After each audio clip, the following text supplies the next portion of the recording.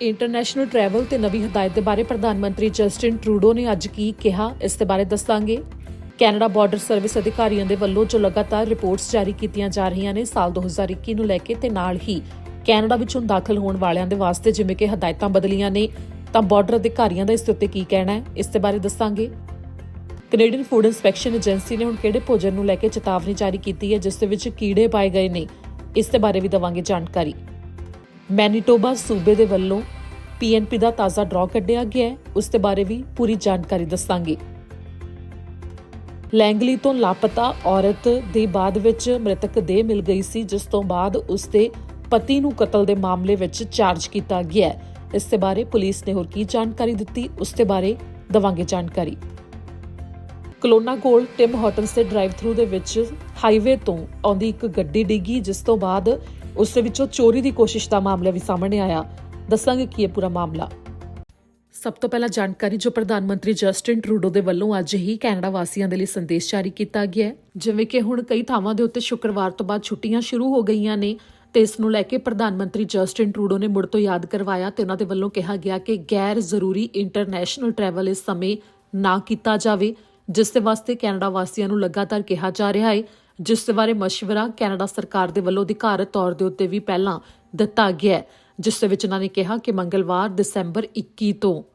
ਇਹ ਲਾਗੂ ਹੋ ਰਿਹਾ ਹੈ ਕਿ ਕੈਨੇਡਾ ਦੇ ਵਿੱਚ ਜਿੰਨੇ ਵੀ ਕੈਨੇਡਾ ਵਾਸੀ ਬਾਹਰਲੇ ਮੁਲਕਾਂ ਤੋਂ ਪਰਤਣਗੇ, ਫਿਰ ਬੇਸ਼ੱਕ ਉਹਨਾਂ ਦਾ ਟ੍ਰਿਪ 72 ਘੰਟੇ ਤੋਂ ਛੋਟਾ ਹੀ ਕਿਉਂ ਨਾ ਰਿਹਾ ਹੋਵੇ, ਫਿਰ ਵੀ ਉਹਨਾਂ ਨੂੰ ਕੋਵਿਡ-19 ਦੇ PCR ਟੈਸਟ ਦੀ ਨੈਗੇਟਿਵ ਰਿਪੋਰਟ ਦਿਖਾਉਣੀ ਪਵੇਗੀ ਏਅਰਪੋਰਟ ਦੇ ਉੱਤੇ ਕੈਨੇਡਾ ਵਿੱਚ ਦਾਖਲ ਹੋਣ ਦੇ ਲਈ। ਇਸ ਦੇ ਵਿੱਚ ਹੁਣ ਕਿਸੇ ਨੂੰ ਵੀ ਛੋਟ ਨਹੀਂ ਹੋਵੇਗੀ। ਇਸ ਤੋਂ ਪਹਿਲਾਂ ਉਹਨਾਂ ਨੂੰ ਛੋਟ ਦੇ ਵੀ ਦਿੱਤੀ ਗਈ ਸੀ ਕੈਨੇਡਾ ਸਰਕਾਰ ਵੱਲੋਂ, ਜਿਹੜੇ ਕਿ ਫੁੱਲੀ ਵੈਕਸੀਨੇਟਡ ਨੇ ਤੇ ਨਾਲ ਹੀ 72 ਘੰਟੇ ਤੋਂ ਘੱਟ ਸਮੇਂ ਦੇ ਵਾਸਤੇ ਕੈਨੇਡਾ ਦੇ ਵਿੱਚੋਂ ਬਾਹਰ ਜਾ ਕੇ ਉਹ ਵਾਪਸ ਆ ਰਹੇ ਨੇ, ਪਰ ਹੁਣ ਅਜਿਹਾ ਨਹੀਂ ਹੋਵੇਗਾ, ਜਿਸ ਦੇ ਲਈ ਪ੍ਰਧਾਨ ਮੰਤਰੀ ਜਸਟਿਨ ਟਰੂਡੋ ਵੱਲੋਂ ਇਹ ਵੀ ਉਤਸ਼ਾਹਿਤ ਕੀਤਾ ਗਿਆ ਕਿ ਕੋਵਿਡ-19 ਤੇ ਨਾਲ ਹੀ ਇਸੇ ਓਮਿਕਰੋਨ ਵੇਰੀਐਂਟ ਦੇ ਮਾਮਲੇ ਜੋ ਇਸ ਸਮੇਂ ਲਗਾਤਾਰ ਸਾਹਮਣੇ ਆ ਰਹੇ ਨੇ, ਉਸ ਦੇ ਨਾਲ ਲੜਨ ਦੇ ਲਈ ਜ਼ਰੂਰੀ ਹੈ ਕਿ ਕੋਵਿਡ-19 ਦੇ ਟੀਕੇ ਲਗਵਾ ਲਏ ਜਾਣ। ਇਸ ਦੇ ਨਾਲ ਹੀ ਜਿਵੇਂ ਕਿ ਕੈਨੇਡਾ ਬਾਰਡਰ ਸਰਵਿਸ ਅਧਿਕਾਰੀਆਂ ਦੇ ਵੱਲੋਂ ਸਮੇਂ-ਸਮੇਂ ਦੇ ਉੱਤੇ ਅਪਡੇਟ ਦਿੱਤੀ ਜਾਂਦੀ ਹੈ, ਜਿਨ੍ਹਾਂ ਦੇ ਵੱਲੋਂ ਹੁਣ ਤੱਕ ਇਹ ਵੀ ਦੱਸਿਆ ਜਾ ਰਿਹਾ ਹੈ ਕਿ ਸਾਲ 2021 ਦੇ ਵਿੱਚ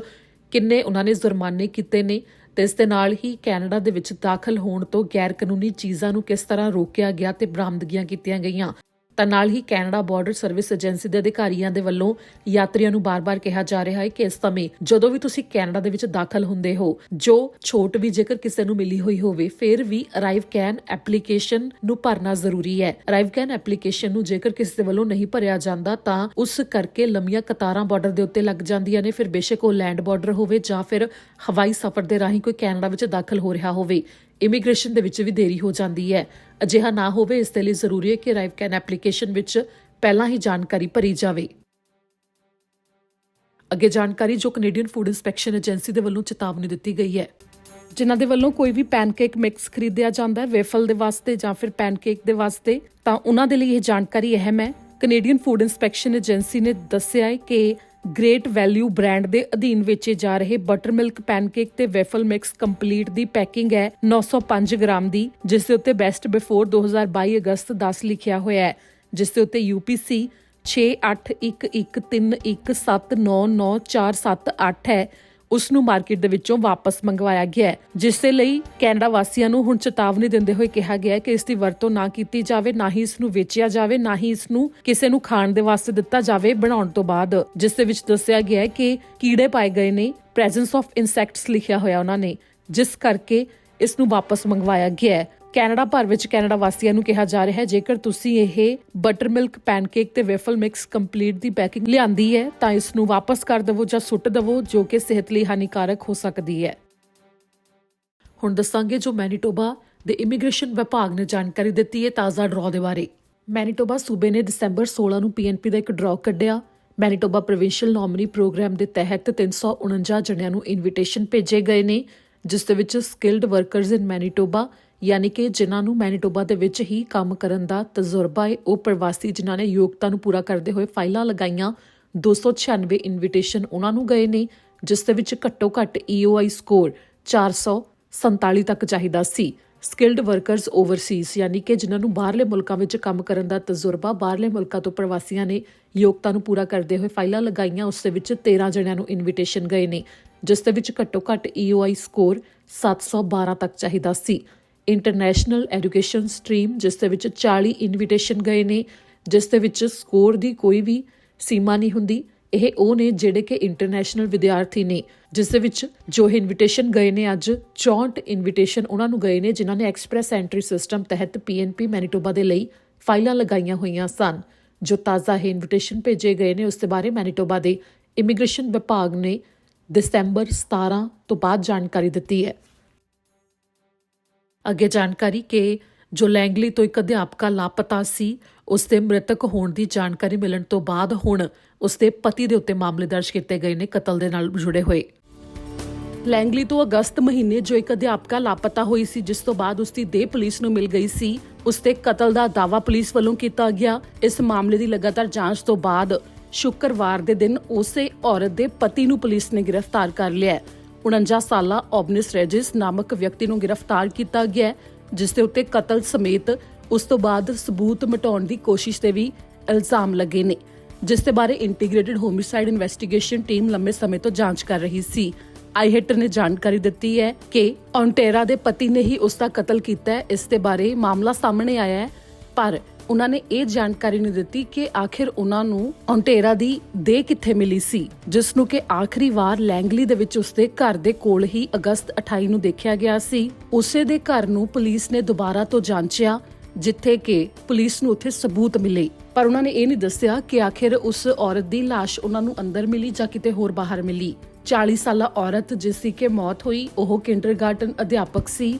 ਤੇ ਇਸ ਦੇ ਨਾਲ ਹੀ ਇੱਕ 18 ਮਹੀਨੇ ਦੀ ਬੱਚੀ ਦੀ ਮਾਂ ਸੀ। ਅੱਗੇ ਜਾਣਕਾਰੀ ਜੋ ਅੱਜ ਸਵੇਰੇ ਇੱਕ ਹਾਦਸਾ ਵਾਪਰਿਆ, ਜਿਸ ਦੇ ਵਿੱਚ ਗੱਡੀ ਤਾਂ ਹਾਦਸੇ ਵਿੱਚ ਪਲਟੀ ਹੀ, ਸਗੋਂ ਇੱਕ ਵਿਅਕਤੀ ਦੇ ਵੱਲੋਂ ਚੋਰੀ ਦੀ ਵੀ ਕੋਸ਼ਿਸ਼ ਕੀਤੀ ਗਈ।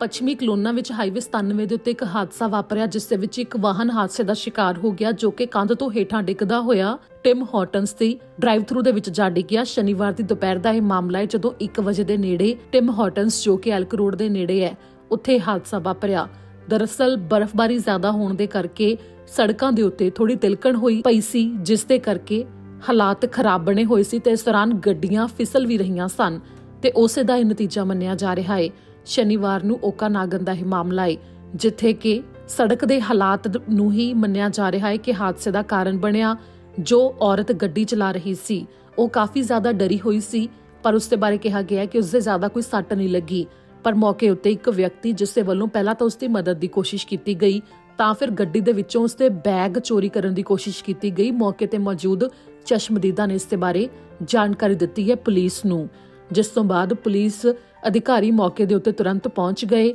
ਜਿਸ ਦੇ ਵਿੱਚ ਜਿਸ ਵਿਅਕਤੀ ਨੇ ਗੱਡੀ ਵਿੱਚੋਂ ਬੈਗ ਚੋਰੀ ਕਰਨ ਦੀ ਕੋਸ਼ਿਸ਼ ਕੀਤੀ ਉਸ ਨੂੰ ਤੁਰੰਤ ਗ੍ਰਿਫਤਾਰ ਵੀ ਕਰ ਲਿਆ ਗਿਆ। ਬ੍ਰਿਟਿਸ਼ ਕੋਲੰਬੀਆ ਦੇ ਵਿੱਚ ਸ਼ਨੀਵਾਰ ਦੀ ਸਵੇਰ ਨੂੰ ਤੂਫਾਨ ਆਇਆ, ਜਿਸ ਤੋਂ ਬਾਅਦ BC ਹਾਈਡਰੋ ਨੇ ਜੋ ਜਾਣਕਾਰੀ ਦਿੱਤੀ ਹੈ ਉਸ ਦੇ ਬਾਰੇ ਦੱਸਾਂਗੇ।